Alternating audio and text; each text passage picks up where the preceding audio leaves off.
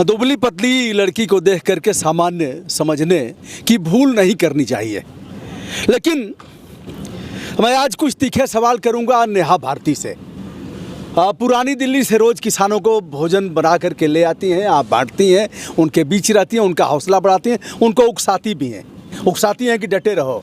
जी बिल्कुल। और जब तक सरकार पीछे न हट जाए। क्यों उकसाती है? पिकनिक स्थल है क्या? उकसाती नहीं हूँ मैं। उनको एक तरीके से उनको मैं क्या उकसाऊंगी, मेरी उम्र इतनी छोटी सी है अभी और वो इतने एक्सपीरियंस लोग हैं, हमारे अन्नदाता हैं, तो वो मेरी बात से कोई उकसने नहीं यहाँ पर आए हैं। बेटी ललकारेगी अंकल जी डटे रहो, हाँ, अंकल जी संघर्ष हाँ, करो, हम तुम्हारे हौसला तो उकसाना नहीं हुआ? नहीं, वो उकसाना नहीं है, हम उनको हौसला देने आए हैं, उनके कंधे से कंधा मिलाने आए हैं इस टाइम।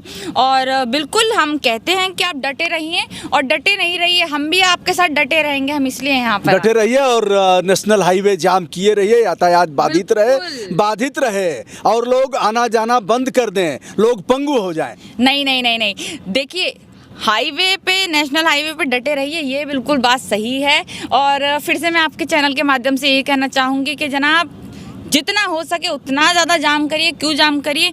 लोगों को परेशानी किसान भाइयों की वजह से नहीं हो रही है। सरकार इनके आज कानून मान ले, वो आज खाली कर देंगे, क्यों नहीं कर रहे खाली? अच्छा नेहा जी, और कोई रास्ता नहीं है मनवाने का? नहीं, हम जाम करेंगे, हम लोगों को पंगु बना देंगे, ट्रेन नहीं पकड़ने देंगे, बसों से जाने नहीं देंगे। आंदोलन करने के रास्ते तो बहुत सारे होते हैं, पर सरकार किस आंदोलन से सुनती है, हमें वो देखना है। शाहीन बाग में आंदोलन हुआ, ऐसे ही ग्राउंड था जहाँ पर वो लोग आकर बैठे थे, उन्होंने एक बार तो सड़क जाम भी करी, फिर दूसरी बार उन्होंने साइड से सब जब खुलवा दिया। इतने टाइम तक वो लोग ठंड में बैठे रहे, किसने पूछ लिया?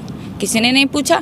हमारे तो वहाँ पे अमित शाह जी करंट दबाने की बात कर रहे हैं, वहाँ पे शाहीन बाग वालों को आतंकवादी बता रहे हैं, वहाँ पे उनको बैठा के नहीं, इस आंदोलन की बात करिए। इस आंदोलन में क्या करते हैं लोग? आइए इधर टेंट हम दिखाते हैं और यहाँ भोजन का समुचित प्रबंध है। यह तवा है, तवा पर बड़ी बड़ी रोटियां एक साथ तैयार होगी, तो भोजन की कोई दिक्कत है नहीं।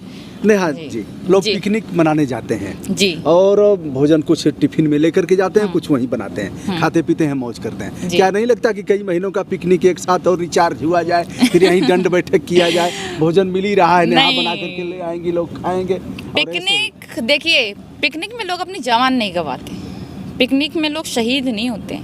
पिकनिक में जो 32 लोग मरे हैं वो ना मरते, ठीक है ना?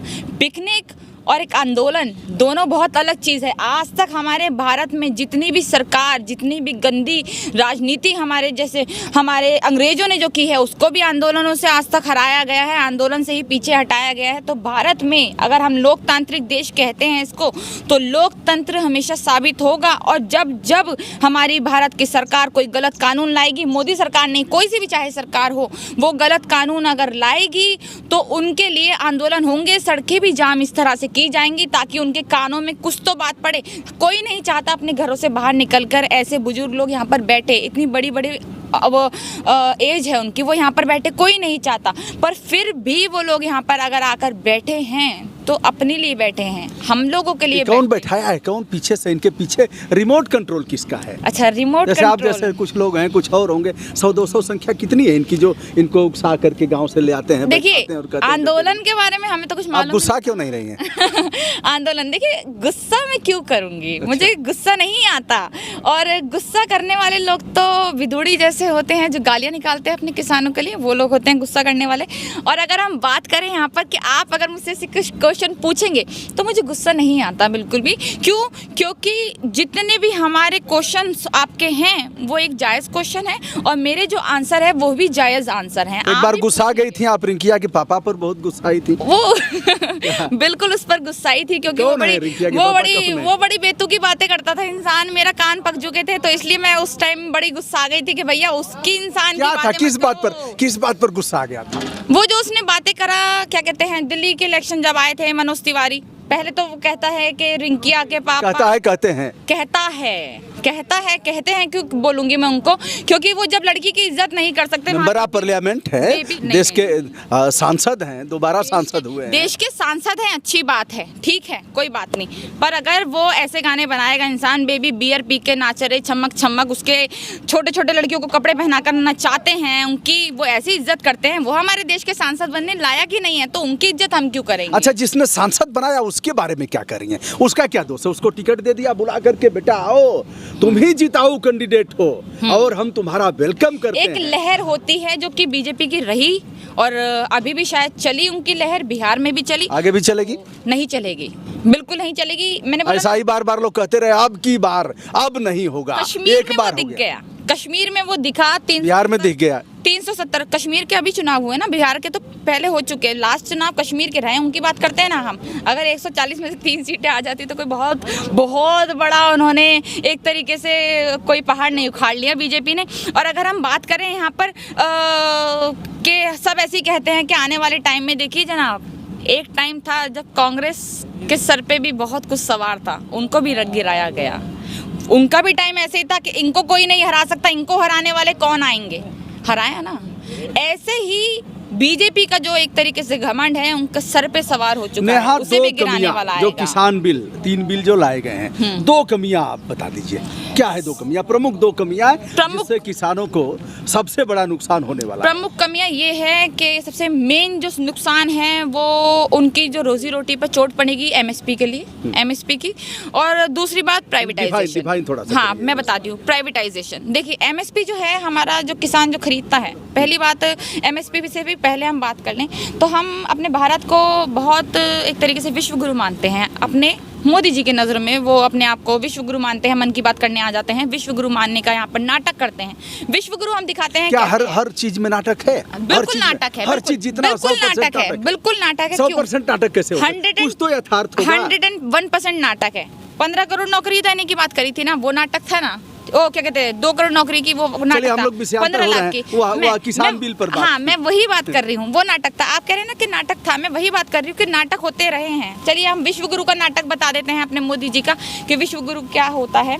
देखिए हम कहते हैं अपने आप को विश्व गुरु। हमारे यहाँ किसानी की बहुत बड़ी, हमारे यहाँ लगा ले तो भारत का 70% जो लोग हैं वो किसान हैं, ठीक है ना, ये आप मानते हैं।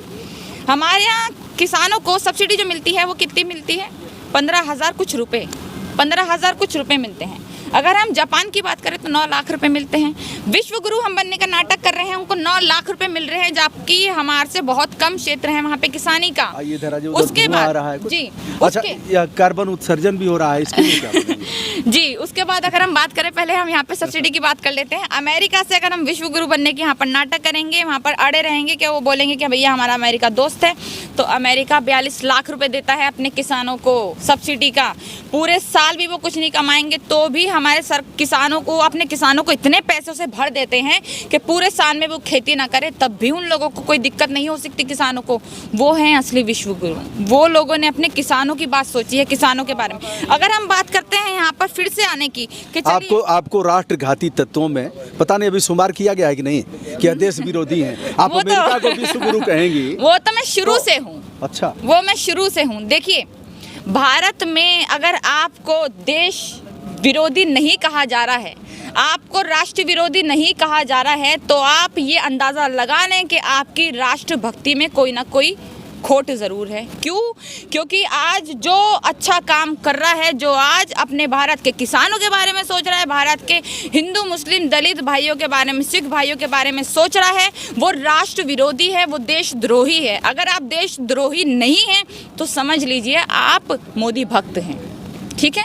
तो मैं तो बिल्कुल कहती हूँ कि भैया हाँ ठीक है, मैं देशद्रोही, अगर आपको ये देशद्रोही होना होता है कि किसानों के साथ खड़ी हूँ मैं, आज उनके लिए खाना बना के ला रही हूँ, रात को गरीबों को अगर मैं कंबल बांटने जाती हूँ, अगर यही देशद्रोह होता है, अगर देशभक्ति किसानों को गाली बकना होता है, तो मैं हाथ जोड़कर यही कहना चाहूँगी, कोई मुझे देशभक्त ना माने, मैं देशद्रोही हूँ पर आज अपने किसानों के साथ खड़ी हूँ। और अगर मुझे आप इस तरह से देशद्रोही कहेंगे तब भी मैं अपने किसानों के साथ खड़ी रहूंगी, क्योंकि मुझे देशद्रोह का टैग लगाने से कोई मनहूसियत नहीं फैल रही है मुझ पे। कोई बात नहीं, आप कहते हैं कहते रहिए, मैं अपनी जगह अड़ी हूँ और अड़ी रहूंगी। और देशद्रोही की कतार में तो बहुत टाइम से हूँ, मैं बहुत पहले से हूँ, अभी नई नहीं आई हूँ।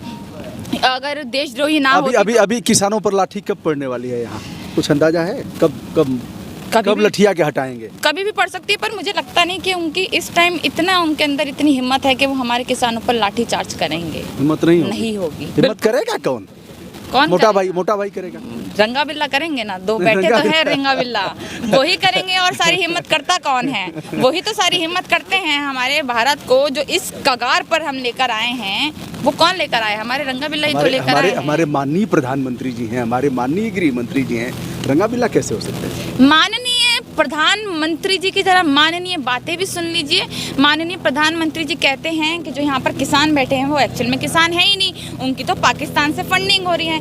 एक तरफ इनका मीडिया दिखाता है भैया टमाटर खाने के लिए पाकिस्तान में पैसे नहीं हैं, आज वो इतने मजदूर हो गए हैं। एक तरफ जहाँ पर इतना बड़ा आंदोलन चल रहा है उनकी फंडिंग कर रहा है पाकिस्तान। मतलब इतनी बेतुकी बातें करेंगे आप? अरे कुछ तो सर पैर की बातें करिए।